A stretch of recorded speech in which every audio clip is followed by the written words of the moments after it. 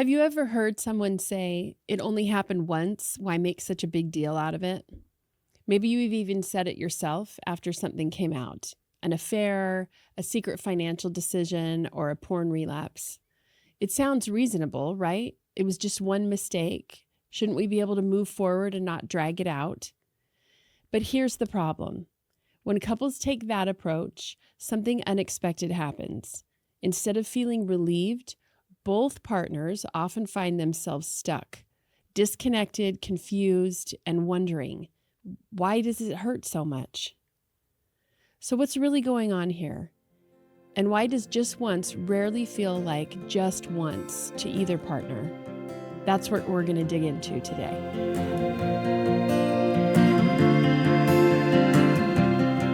If your relationship has been shattered by betrayal and you feel stuck and lost, you're in the right place. This is From Crisis to Connection, a closer look at the process of how couples in crisis transform betrayal into healing, rejuvenating connection. Every episode, we dissect the healing journey so you can understand what actually works and what you can do to thrive again. You'll step onto a clear path toward personal wholeness and vibrant partnership.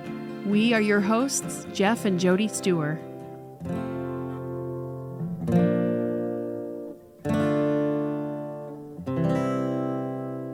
In today's episode, we're going to take a closer look at what happens when a betrayal is minimized as just once. We'll start with the betrayed partner and why those words often feel like a big dismissal and what's really happening under the surface when trust is shattered. And then we'll shift to the recovering partner and how this same belief shapes their response and why their good intentions don't always bring the reassurance they think it will. And then, of course, we're going to talk about the couple as a whole and what happens to the relationship when both people are caught in this tension of wanting to move on, but still feeling stuck. And as we go through the episode, we'll highlight some hidden dynamics that most couples don't recognize at first. And these can make all the difference in whether trust is rebuilt or broken further.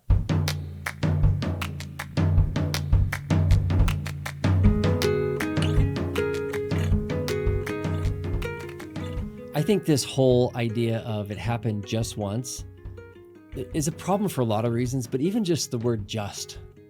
Yeah. Right? Yeah. Mm-hmm. Yeah, it's really trying to pitch the whole thing like, it's just smaller, it's little, it can't stand alone on its own. It's, right. Minimal. Right. I mean, the word just is the root of justify. Ooh, yes, it is. So we want to get away from words like that. So I think that whole just once or it only happened once, I think it creates a dilemma for betrayed partners because I think it sets up a way that they're supposed to think about it and react to it. Oh, for sure. And to be honest, where my mind goes with it as a woman is it only takes once. And that, say more about that. That comes from more of like a being physically inferior standpoint. I think women just understand that, in the case of like physical violence, somebody would have to overpower me physically just one time for me to get the message loud and clear that I could never do or say what it was that incited that response. So just once has some of those elements to me that a whole world of information is communicated in one act. Wow. Yeah. So it's funny. My reaction to that is, yeah, I know that logically, but when that comes up, my body doesn't register that. I mean, I've sat with women in my practice over the years who have been physically assaulted or somebody's made a threat. They punch a wall and it's like, okay, that only has to happen one time for you to know this person's capable of that. Yeah, exactly. And so I understand that logically, and we've talked about that. It's not a new concept for me. But the fact that you had like a physical reaction to it in here as I said the word just once, and you're like, oh, I know what that means. And that you tied into, again, being the weaker sex, as we might say it. But physiologically, you're like, yeah, I'm wired to pay attention to any level of threat because to me, it's not necessarily just going to be the one time. Yeah. Mm-hmm. Oh, yeah. Well, I mean, once indicates that it could happen at least once. Yeah. Now there's potential. Yeah. Now there's a line's being crossed. Yeah. That is Mhm. no longer a line that absolutely won't get crossed in this relationship. Yeah. Mm-hmm. So when that comes up, when somebody has broken trust or crossed a line, let's say one time, the first time, Okay. Mm-hmm. right? Yeah, it happens one Do time. you feel like that whole thing of telling a betrayed partner, you know, a guy saying to his wife or his girlfriend or whatever, saying like, well, this just happened one time, so let's not worry about it. I mean, that creates a lot of pressure for her to now buy into that narrative, right? That like yeah. she should now respond this certain way. Oh, yeah, that's completely inappropriate. Mm-hmm. In a healthy relationship, that's not a thing. Mm-hmm. In a healthy relationship, the couple, both parties of the couple need to be able to look at that like it's real. Mm-hmm. And it is a threat to the marriage. Yeah. Yeah. I mean, it's just a minimizing tactic, I guess. Yeah. It probably Mhm. helps somebody not to feel themselves like such a monster. You know, and admittedly, nobody is only the sum of only the worst things they've ever done. Yeah, for sure. But yeah, that kind of pressure should not be put on a betrayed partner. Well, and that's what it is. I mean, you use the word pressure. It Mhm. is pressure. Yeah. It's basically saying you need to now frame this in this way. We're not going to talk about it as anything bigger than this one moment. Right. And so if we talk about it more than that, you're the problem now. Right. I've already narrated that this is how this is going to go. Mhm. I'm not interested in your experience. I'm telling you it's a small experience and you have to adjust to that. So do you feel like that becomes a dilemma for a betrayed partner? Do you see It that as can. something that could be an actual dilemma for them? Oh yeah, it can. It Mhm. can, because it has to be because it will most likely be, she'll be then weighing that with her natural inclination to put the relationship first. And Mhm. so that now she has these parameters to work in. Mhm. And sometimes in the moment you can see it clearly, Mhm. and you can, say, no, that's not what's happening, or what should happen, or I'm not going to allow that to happen, or, that might be your experience, but mine is something different. Right. But I think that's very hard to see clearly in the moment when you're doing the relational dance with somebody. Yeah. So the biggest challenge for a betrayed partner in this conversation around it just happened once is for her to not take that as her only way of reacting to it, for her to Yeah. not just buy into this, like you said, this very small box, this limited area now that she's been given to work with, Yeah, exactly. and to allow her to be able to ask other questions or look into it further, Mm-hmm. or try and have a bigger conversation about it. Mm-hmm. Mm-hmm. Yeah. Yeah. That is the challenge, to not let that narration be the container that she works in. Right. But yeah, for her to see, I mean, that's the way you would like it to go, but actually there's a whole nother realm here that is legitimately involved. Well, and two things can be true at the same time. You can say, okay, let's say that it really only happened one time. Let's say that this is either the first time, or it's been such a long time and it happened first again. and only Right. since. Mm-hmm. Let's say that is true, but it can also be true that it's important to understand what exactly led up, what happened, what's going on. Oh, and yeah. be able to have the freedom to ask questions. Oh, yeah. Yeah. I mean, I don't know where I read this, but I love the idea that a safe person is confrontable. Right? That if somebody's really going to be safe, you should be able to say like, okay, it happened once, and I have a bunch more questions. Yeah. Mhm. Yeah. Yeah. It's interesting that you say that. Like, what it does is it closes a door on it. And that's not part of the repair and the healing process. Right. So the just is really almost a closed door in a way. It's basically saying, since I just framed it with this language, we're done talking about it. I mean, yeah. But the betrayed partner doesn't have to be done talking about it. No, she doesn't. Right. If you are the betrayed partner, we want you to hear this clearly. You are not required to minimize your pain just because someone says it only happened once. One act of broken trust carries a world of meaning, and you have every right to ask questions, to stay engaged, and to define what this means for you. Do not let just once be the box you're forced to live inside. You deserve the freedom to explore what happened and to have your experience respected.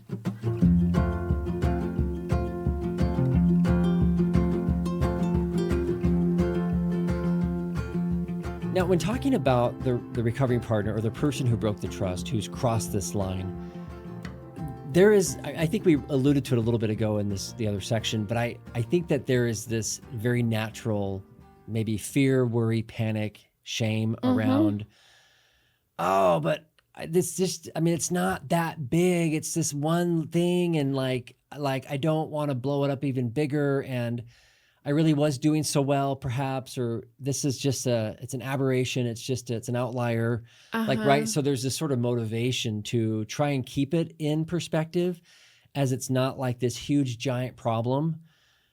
But at the same time, in doing that, like we talked about before, it really puts a lot of constraints on the other person, for one, but also the relationship. Yeah. It starts to like create this dance where like I can do things that have an effect on the relationship, but you're not allowed to have an authentic response to it. And I mean, I guess you can have that if you want that, but it creates a lot of mistrust and it shuts things down. Yeah.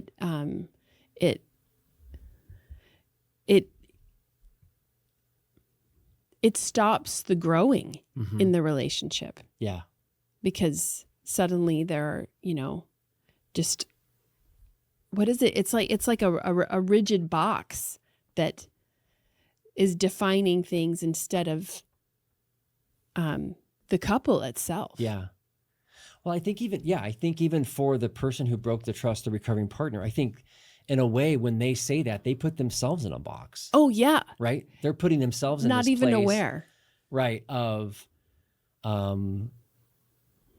don't know. How would you describe the box? I'm trying to find the words for it, but they limit themselves and trap themselves in this place of, in a way, believing that if we talk about this more, it'll mean something about them or something. Like it ends up limiting the person trying to heal.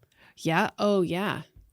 Yeah, for sure. You can't, if you can't work through it, then it just kind of stays this thing that's feared. Yeah. And then that can grow in size and start to affect the individual and the relationship. Right. So yeah, it really does a lot of damage in a counterintuitive kind of way. Yeah. Yeah. Yeah. And I think that, if you're the recovering partner listening to this, what I would want them to know is, don't be afraid, because truly, if it was something that was an outlier, or something that you tripped up on, or something that you had your guard down, or it's something that really is not a big pattern in your life, then in some ways you should be more free to talk about it and explore it and look at it. And in some ways prove to yourself and your partner, as you open it up and lay everything out, that this really isn't, it's not going to sink the ship. Right. But you can't know that if you don't inspect it. Yeah. Right? Yeah. Yeah. What's at the core of this is it's okay to be a person who's made a mistake. 100%. Like, this is okay. It's okay that this is a part of your life and that you blew it somewhere and it had a pretty strong effect on the relationship, and you can work through it and get past it. And it won't, when you approach it that way, it won't be the only thing you're ever known by. Right. But if you try to keep a lid on it, it will grow so big that it's the only thing you think you are, and you expect other people to respond to you like that. So then you're even twice as defensive about just who you are in general. Right. Yeah. So powerful. Yeah. Yeah. I agree. I think that there's a tendency to trap yourself in this view of yourself as a bad person instead of somebody who made a mistake and can face the consequences and heal and move on and basically create like a healing arc. Yeah. Instead of, I did this horrible thing and now I'm going to go into performance mode. And I hope nobody ever finds out. Yeah. Yeah. And I think that's a scary place to live. I really do. I mean, yeah. So. Yeah. It's weirdly, it's not as scary for many people as just facing the fact that they blew it. And I don't even, I mean, I understand that. That shame can really, be crippling that way. Yeah. But then you live a life that's like clouded by shame. Yeah. It reminds me of that quote from Socrates, the unexamined life is not worth living. Yeah. And I think it's okay to examine it and look at it. Oh, it's needful if you want your relationship to have potential. Yeah. And I'll just say this. I mean, I've never done any formal research on this, but just anecdotally, clinically, in my 25 plus years of sitting with couples and people every day who make mistakes and have regrets, it is so rare that something that really is not a big pattern, something that was a mistake, something that happened, that it's ever a big deal breaker. Now, there are certain behaviors that can't keep being repeated. Right. For sure. Right. But that is more rare. Usually the one-time mistake is something that would even lead up to something bigger. So it's like, let's just talk about it. Let's just talk about it. It's okay. And I love what you said. It's not like your partner who probably already knows your struggles is going to be shocked that like you're a human and you've made mistakes. Yeah. Yeah. Right? So, yeah. Yeah. Yeah, but somehow there's this belief that the talking about it, the processing it, working through it will turn it into something bigger. Yeah. When actually the opposite is the effect. And I do think it will turn into something bigger if you're trying to control it. Yeah. And keep your partner in the dark and you're dancing around it and not being real about it and you're trying to limit their thing. That will grow into something bigger because it's human nature to not want to be boxed in. We don't want that. Partners don't want it. You don't want it. So it's scary to let it go and maybe have it be tough for a minute. But again, experience shows that it's not something that in most cases, very, very, very few cases will it ever sink the actual ship. Yeah. Yeah. Which is heartening. Yeah. If you're the recovering partner, please know that minimizing what happened does not protect your relationship. It actually traps both of you and your partner. You might feel ashamed or afraid that if you open this up, it will grow into something unmanageable. But the opposite is actually true. Facing it honestly shows your partner that you're safe to confront. And it helps you to prove to yourself that one mistake does not define who you are. You can own what happened, work through it, and move forward without carrying the weight of secrecy and shame.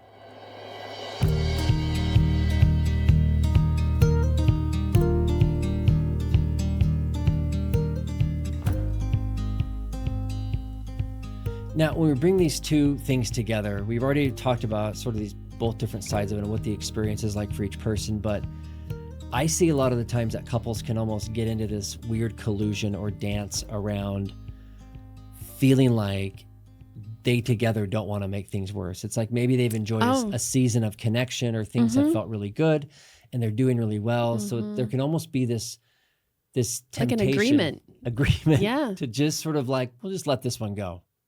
Yeah. We'll not make a big deal about it. Let's, nothing to see here. Is there ever a time that you have seen over the years that a couple has kind of made that decision, but really they both were really okay with letting it go? Sure. Yeah. So that occasionally that's a viable option. Sure. And I think it's because they both agreed on that. Like openly. Yes. They discussed it. They didn't tamp it down. No.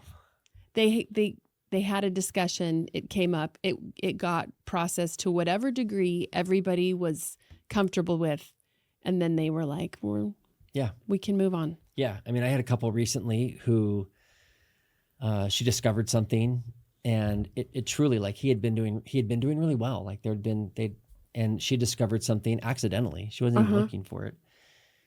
And she was like, "Oh, I'm going to ask about this." Because to her, it was like, it was such a, I guess you could call it a leading behavior. It was certainly not the worst thing he's ever done, but Okay. it was traces of it. Starting to get into. Correct. Okay. And so her reaction was just really like, "Hey, I just noticed this. Like, are you okay?" Like, she just brought it up. Like, "Can we talk about this?" Yeah. Right. And, he was able just to be like, "Yeah, like, yeah, I started going there. I left it open. I forgot about it. Like, I just was like, what am I doing?" And I moved on. And they were both kind of like, "Okay." Sure. Like, it was just one of those things where she could talk about it. He actually had forgotten about it. They talked through it for a minute, and they both decided it wasn't something for them that meant anything. But it wasn't like, I mean, he felt bad about it. She, didn't appreciate it. Sure. But it was really talked about from this place of, we're not going to ignore this. Mm-hmm. She didn't just be like, "Oh, okay, well, he's been doing really well, so I'm not going to bring it up, make things worse." Yeah. And he wasn't going to be like, "Oh my gosh, I've been doing so well. What Why are you even bringing this up?" For? Right? She faced it. He faced it. They talked about it and decided that, hey, heads up on this. And then it led into another conversation around, how's he doing? What's going on for him? And to me, like, that's the potential of what's possible when two people are facing it without a bunch of reactivity or shame or hiding. Yeah. Yeah. When they don't have some other weird rules, like, we don't talk about stuff. We don't bring things up. We don't. It's just this. It's, Yeah, it reminds me of that movie. Is it Encanto? Maybe. We don't talk about Bruno. Yeah. The uncle that's hiding in the walls. That's such an interesting dynamic in that family, and around secrets, and around, we don't talk about this, and how much energy, even as an audience member, you're just like, well, I want to know more about Bruno. Yeah. It's like this mysterious figure. It's like, it's human nature to want to know kind of what's there. Yeah. So I definitely think that erring on the side as a couple of just saying, you know what, our commitment is just to be able to look at things and talk about things, and treat anything, even if it's quote unquote just one time, as something that's worth, keeping on the surface for the health of the relationship and for each person. Yeah. And I think one of the biggest sort of silver linings with this that couples perhaps miss is that it's an opportunity to build connection. Oh, sure. Sure. Yeah. Connection isn't the thing that only happens when it's around something light and pleasant. Yeah. Yeah. Yeah. There's great potential. It can be like a really small leverage thing, but just open things up, handle it, connect, moving on. Yeah, your connection isn't just one dimensional, like you said, where it's just about, we only connect around positive things. We also can connect around real things and hard things. Yeah. And I think it's preventative. I mean, I think about, this example I shared with this couple, that was a prevention move, in the sense of catching something early, talking about it together. And it's preventing this thing from advancing further, instead of just like, well, let's just hold our breath and hope nothing gets worse. Yeah. So I think it's an opportunity not only to be connected, prevent, be real, free both people up.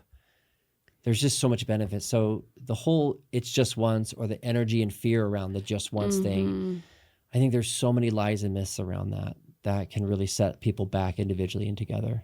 Yeah. For you as a couple, the phrase "it only happened once" can either shut the door on deeper connection or open the door to a stronger bond. When both of you commit to facing even the hard things together, you build trust, resilience, and real intimacy. Choosing to talk about what happened rather than bury it turns moments of pain into opportunities for prevention, for repair, and genuine closeness. Connection grows not just in light and easy times, but in the courage to look at what is real and walk through it together. If you're finding yourself stuck in that box, feeling pressure to minimize what happened because it was just once, we have a free resource for you. It's called You, Me, Us. Inside, you'll find tools that help you safely open up the conversation, give both of you space to process, and start moving forward. Now, whether you're the one who was hurt or the one trying to rebuild the trust, this guide will help you take the next step together. You can download it for free using the link in our show notes.